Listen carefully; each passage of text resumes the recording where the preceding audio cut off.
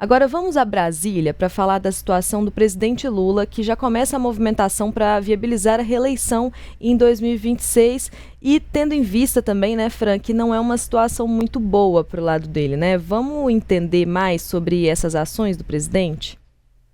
Pois é, Dani, o presidente ele não confirma totalmente, né, ainda que vai ser candidato à reeleição em 2026, aí para tentar seu quarto mandato à frente da presidência da República, mas dá vários indicativos disso, principalmente porque o PT, no momento, não apresenta um outro nome para isso e nem mesmo se mostra disposto em uma possível composição.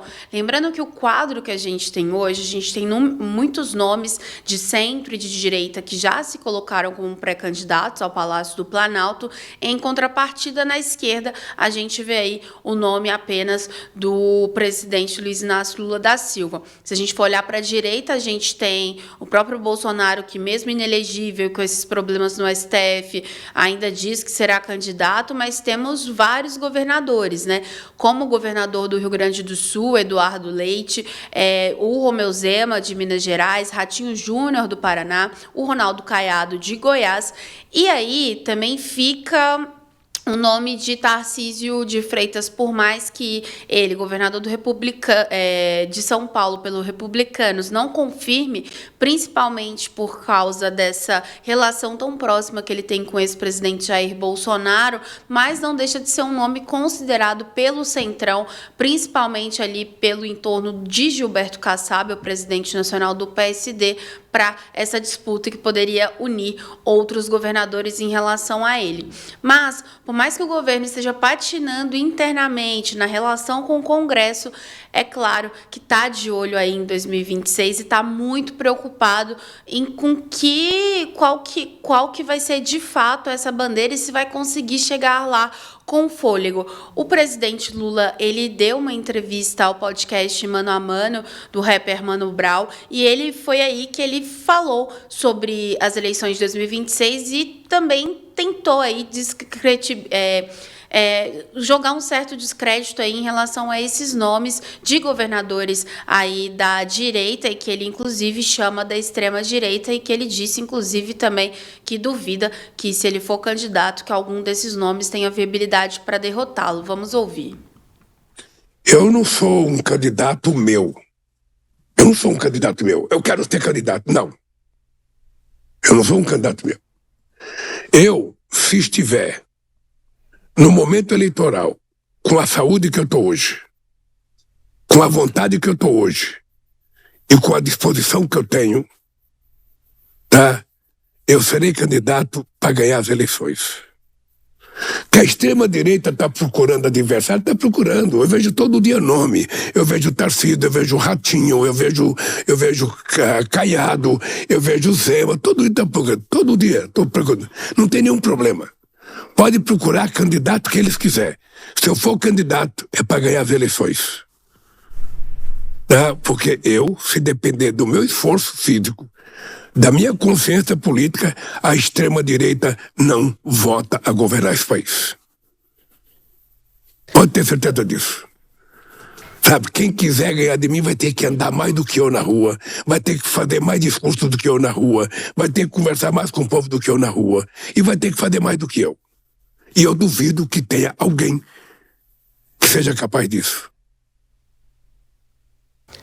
Pois é, então o presidente aí, ele justamente questionou, porque é o seguinte, né, ele ainda não é pré-candidato oficialmente, mas como eu disse, há esse vácuo na esquerda.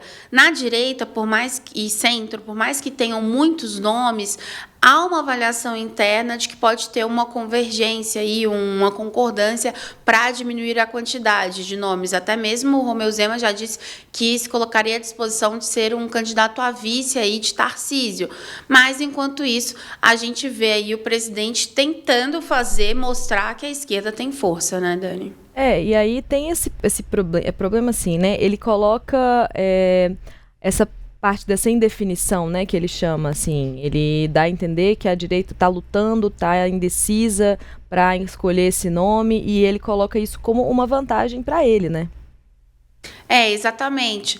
Só que aquilo, né? A gente até comentou no programa de quarta-feira aqui que a esquerda e a direita em si enfrentam alguns problemas, né? Com seus principais líderes. O Lula, com essa má avaliação do governo dele, enfrentando crise após crise, não conseguindo emplacar uma marca e passando sufoco atrás de sufoco no Congresso.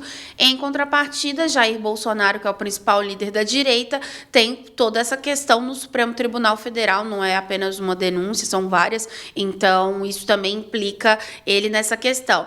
Só que isso não quer dizer que vai enfraquecer um ao outro, né? No caso, quem pode ganhar e sai ganhando, inclusive no Congresso com isso, são justamente esses nomes mais ao centro, né? Então a gente tem o Caiado do União Brasil, a gente tem o Ratinho do PSD, mas a gente tem também até mesmo o Tarcísio, porque por mais que ele não se coloque como uma carta do baralho, ele é visto como um jogador e com quem dentre todos esses nomes teriam mais forças, né? Mas é claro que o presidente ele precisa também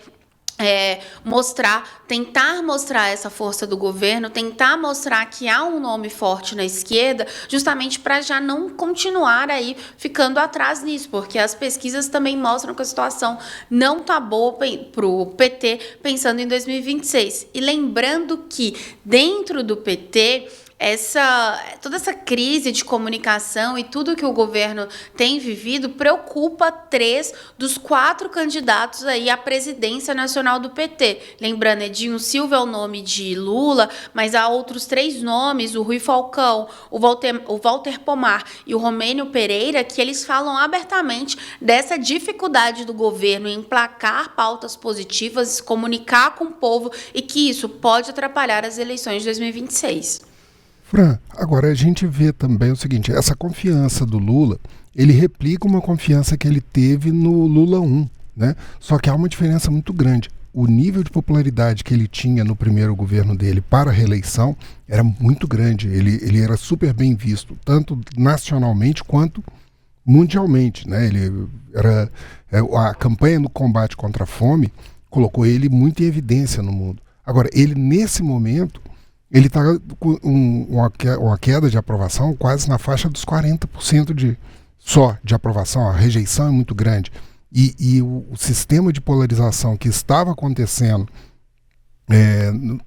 nos últimos anos continua sendo refletido nas pesquisas, né, mostrando inclusive uma equiparação entre bolsonaristas e lulistas, né? Será que o Lula ele não está se balizando muito por um cenário passado e confiando muito numa estratégia que funcionou no passado e que hoje está bem mais difícil de ser implementada e de obter os mesmos resultados? Fred, além disso, eu acho que tem um fator também que é o de não deixar aí de não deixar transparecer essa preocupação, de deixar transparecer justamente que há um receio que a direita está forte ou algo do tipo. Durante também essa entrevista, né, ao podcast Mano a Mano, o presidente afirmou que essa questão das pesquisas e tudo é uma fotografia do momento, mas ele admitiu erros na comunicação, né? E aí, o governo ele vem sendo engolido por essas crises, seja do PIX, do IOF, vem sendo engolido também por um Congresso que manda mais, né, que tem esse poder de definir sobre emendas ou não e que, enfim, até mesmo rejeita ministérios, né, uma coisa impensável até então. E o presidente, o que a gente viu, principalmente nesses 6 meses, a gente falou disso, que foi justamente que não tem um momento positivo.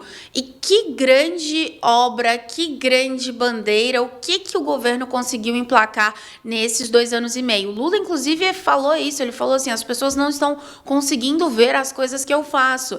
Então, há um problema muito interno ali de comunicação e há um outro problema também, e nesse campo de comunicação, é que a direita sai à frente nas redes sociais, né? Então, é um governo que ele permanece analógico e vai acumulando derrotas em relação a isso, além das derrotas políticas no Congresso. A gente tem uma comunicação, né, que, assim, ao meu ver, hoje a análise que eu faço é que ela trabalha muito para conter crise, né? Ela trabalha muito apagando incêndios, não consegue, né, na maioria das vezes, ela não consegue reverter as narrativas que são colocadas, ela não consegue se defender ali, defender o governo de acusações, enfim, e trazer um posicionamento a respeito deles, o próprio caso do INSS, a questão do PIX. Então a gente vê vários exemplos ali da comunicação se concentrando apenas num gerenciamento de crise, mas não numa comunicação de marketing mesmo, né, de realmente de publicizar ações do governo. E aí o povo fica realmente a população fica realmente com essa impressão de que não tem nada sendo feito, né? Porque não é nada comunicado, é sempre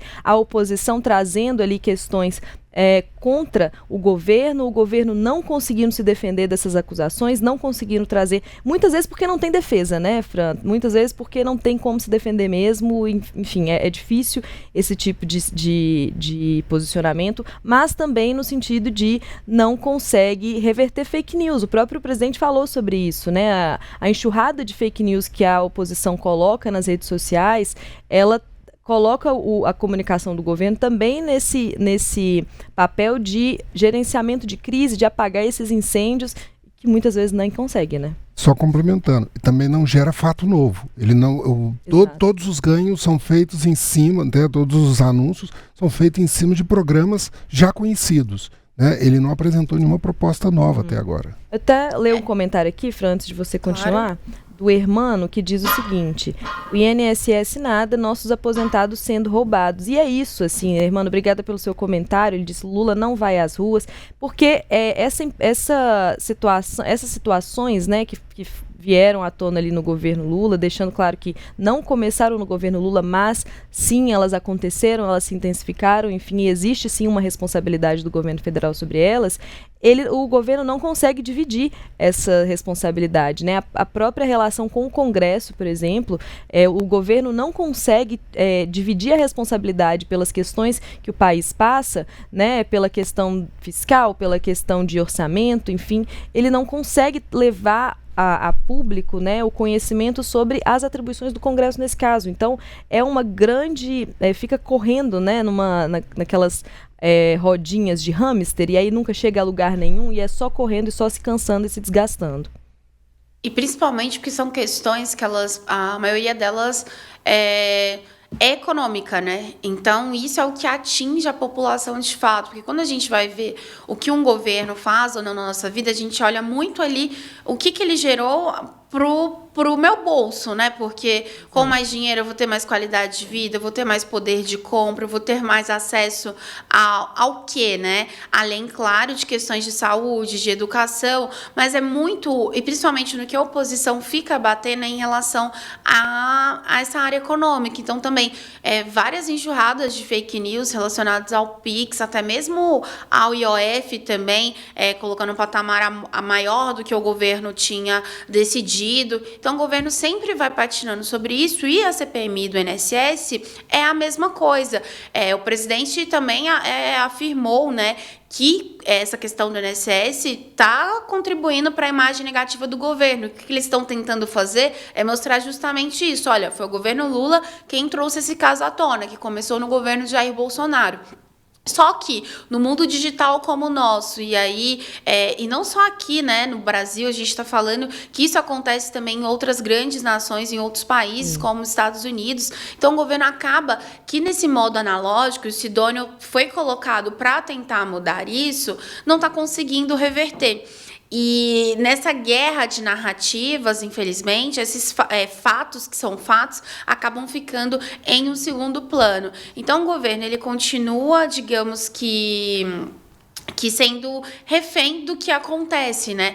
E, enfim, isso impacta nas pesquisas, e isso pode enfraquecer para um plano de reeleição ou de tentar emplacar o outro nome do PT nas eleições de 2026. É uma postura muito passiva, né, Fran? E aí eu acho que uma outra questão para a gente finalizar aqui rapidinho é a relação com o Congresso. A gente tem ali, a gente falou sobre isso aqui no programa de quarta-feira, inclusive, sobre as derrotas do governo Lula no Congresso, a questão dos vetos que foram derrubados, e aí a questão da própria abertura, né, da leitura da CPMI do INSS, e aí tem ontem a liberação de emendas, né? Então, assim, por mais que o governo continue sem essa relação boa com o Congresso, continue ali lutando para que o Congresso aprove as pautas que são caras para ele, por outro lado, ele continua ali liberando esse orçamento, né? Para tentar ainda chegar num... É o famoso, com essa base que não é base, tá ruim, sem ela, vai ser totalmente impossível de governar ou de tentar fazer qualquer tipo de gesto ou tentar implantar qualquer programa. O governo, ele continua refém do Centrão, então, seja nos ministérios, mas principalmente no Congresso, por conta dessas questões de emenda. O governo, foram tantas derrotas nessa semana, se a gente pegar o semestre, os últimos anos, acumulou mais derrotas, com vários projetos sendo descaracterizados, e mais do que isso, né, projetos que eram, de certa forma, para compensar, na verdade, tiveram jabutis ou questões que criam mais gastos para o governo. Então, assim, o governo, ele está numa situação muito difícil, porque também não pode dar as costas totalmente para esse Centrão. Então, foram liberados aí 500 milhões em emendas, justamente para tentar dar um afago e tudo, porque essa questão do IOF, né, foi aprovada a urgência, mas a pauta em si ainda vai ser votada, mas principalmente a CPMI do INSS, porque se não for bem gerida ali pelos parlamentares de esquerda, quem vai sair com todo o ônus disso vai ser apenas o governo Lula.